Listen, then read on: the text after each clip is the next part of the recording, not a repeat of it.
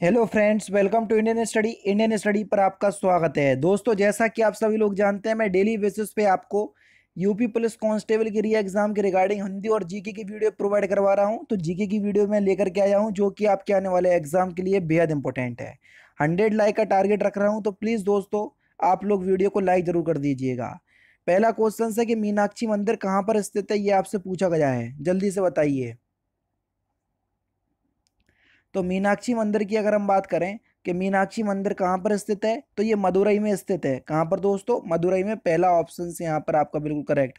और मदुरई की अगर हम बात करें तो ये पांडवों की राजधानी थी, है ना, पांड्यों की। WHO यानी कि वर्ल्ड हेल्थ ऑर्गेनाइजेशन, विश्व स्वास्थ्य संगठन का मुख्यालय कहाँ पर स्थित है? सिंपल सा क्वेश्चन है। तो WHO का जो मुख्यालय है वो कहाँ पर स्थित है? तो आपका जो सही आंसर हो जाएगा वह हो जाएगा आपका जिनेवा, स्विट्जरलैंड में। दूसरा ऑप्शन से यहाँ पर आपका बिल्कुल करेक्ट। WHO की स्थापना 7 अप्रैल 1948 में की गई थी। यदि सरकार द्वारा राज्य के नीति निर्देश सिद्धांतों को लागू नहीं किया जाता तो एक नागरिक निम्नलिखित में से किसके पास जा सकता है? राज्य के नीति निर्देश तत्वों का वर्णन जो है वो आप सभी लोग जानते हैं कि 36 से 51 के बीच किया गया है, जो कि कल्याणकारी राज्य की स्थापना के लिए राज्य के नीति निर्देश तत्वों को जाना जाता है। तो अगर राज्य के नीति निर्देश तत्वों को लागू नहीं किया जाता तो नागरिक निम्नलिखित में से किसके पास जा सकता है? तो किसी के ही पास जा सकता है। तो यहाँ पर इनमें से कोई नहीं होगा, है ना। चौथा ऑप्शन से यहाँ पर आपका बिल्कुल क्या हो जाएगा सर? करेक्ट हो जाएगा। ठीक है, क्योंकि राज्य के नीति तत्वों के अंतर्गत कल्याणकारी लक्ष्य रखे गए हैं जिनका उद्देश्य नागरिकों को सामाजिक आर्थिक अधिकार और सुविधाएं उपलब्ध कराना है, परंतु ये नागरिकों को कोई ऐसा विधिक अधिकार उपलब्ध नहीं कराते हैं जिनका उल्लंघन होने पर उपचार कराया जा सकता है। सीधा का मतलब ये है, अगर आपके मौलिक अधिकारों का हनन होता है तो आप हाई कोर्ट या सुप्रीम कोर्ट जा सकते हैं, लेकिन अगर आप राज्य के नीति तत्वों का पालन नहीं करते हैं या उनका हनन भी होता है तो इसके लिए आप लोग जो है वो वाद नहीं होंगे किसी भी न्यायालय में। वित्तीय आपात कितने समय में लागू किया जा सकता है? कितने समय के लिए? वित्तीय आपातकाल, जो कि भारत में एक भी बार नहीं लगा, जो कि अनुच्छेद 360 के अंतर्गत इसका वर्णन मिलता है ना। तो पहले चरण में उद्घोषण 2 माह तक प्रवर्तन में रहती है ना, यानी कि इस क्वेश्चन का। लेकिन अगर अब दोनों सदनों का अनुमोदन मिल जाए तो इसका कोई निश्चित काल नहीं है फिर, है ना, जब तक इसको वापस ना लिया जाए। तो यहाँ पर इसकी कोई अधिकतम सीमा नहीं है। चौथा ऑप्शन करेक्ट। उत्तर प्रदेश का एकमात्र मुक्त विश्वविद्यालय जाना जाता है किस नाम से? Open university. तो कौन सी है? तो सही आंसर हो जाएगा राजर्षि पुरुषोत्तम दास टंडन मुक्त विश्वविद्यालय, जो कि कहाँ पर स्थित है? इलाहाबाद, जो कि अब प्रयागराज है। इसकी स्थापना 1999 में हुई थी। नेक्स्ट क्वेश्चन, मुद्रास्फीति के समय के दौरान कर की दरों में निम्नलिखित में से क्या होगा?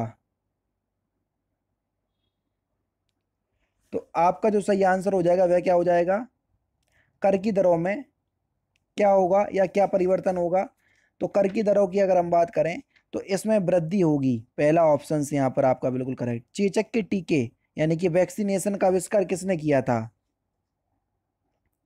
तो चेचक के टीके का आविष्कार किसने किया था? सही आंसर हो जाएगा आपका एडवर्ड जेनर ने। तीसरा ऑप्शन यहाँ पर आपका बिल्कुल करेक्ट हो जाएगा, है ना। नेक्स्ट क्वेश्चन, किस नदी पर और किस राज्य में जायकवाड़ी बांध स्थित है? किस नदी पर और किस राज्य में जायकवाड़ी बांध? जायकवाड़ी बांध किस नदी पर? ये तो महाराष्ट्र में स्थित है। और महाराष्ट्र में कौन सी नदी है? गोदावरी। यानी कि इस क्वेश्चन का तीसरा ऑप्शन करेक्ट हो जाएगा। निम्नलिखित नदियों में से कौन सी नदी जबलपुर के निकट धुआंधार जलप्रपात का निर्माण करती है? तो कौन सी नदी है? तो सही आंसर हो जाएगा आपका जबलपुर, जो कि मध्य प्रदेश में है। मध्य प्रदेश में अधिकतर नर्मदा नदी है। तीसरा ऑप्शन करेक्ट। निम्नलिखित में से कौन सा राज्य नेपाल के साथ अपनी सीमा साझा नहीं करता? तो नेपाल के साथ कौन सा भारतीय राज्य सीमा साझा नहीं करता? तो सही आंसर आपका क्या हो जाएगा सर? असम। असम जो है ये बांग्लादेश और भूटान के साथ अपनी सीमा साझा करता है, जबकि नेपाल के साथ सिक्किम साझा करता है। उत्तराखंड, बिहार और पश्चिम बंगाल ये नेपाल के साथ अपनी सीमा जो है वो साझा करते हैं। दूसरे एंग्लो मैसूर युद्ध में गवर्नर जनरल कौन था? जल्दी से बताएं।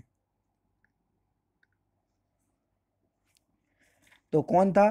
तो आपका जो सही आंसर हो जाएगा वह हो जाएगा आपका वॉरेन हेस्टिंग, चौथा ऑप्शन यहाँ पर आपका बिल्कुल करेक्ट। दूसरा आंग्ल मैसूर युद्ध या दूसरा आंग्ल मैसूर युद्ध 1780 से 84 के बीच हुआ और इस समय बंगाल का गवर्नर वॉरेन हेस्टिंग था, है ना। नेक्स्ट क्वेश्चन, प्रसिद्ध क्रांतिकारी गीत सरफरोशी की तमन्ना अब हमारे दिल में है की रचना किसने की? तो किसने की थी? तो सही आंसर हो जाएगा आपका बिस्मिल अजीमा वादी ने। चौथा ऑप्शन यहाँ पर आपका बिल्कुल क्या हो जाएगा सर? करेक्ट हो जाएगा। निम्नलिखित में से कौन बंगाल का अंतिम गवर्नर जनरल था?